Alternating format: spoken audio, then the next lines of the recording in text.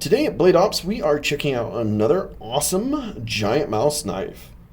Today is the Biblio Flipper.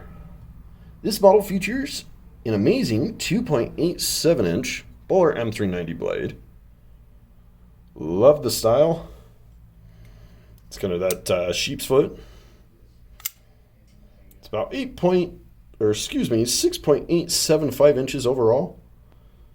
Has some pretty sweet G10 handle scales with stainless steel liners.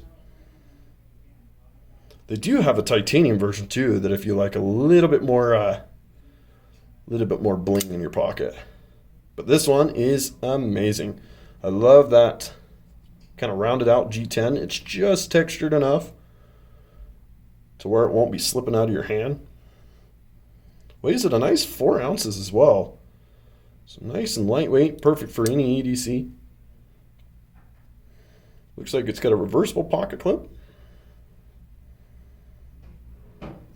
as well as some pretty sweet bearings for a nice smooth flipper action. So the giant mouse just keeps on coming. So make sure to get your new one today at bladeops.com.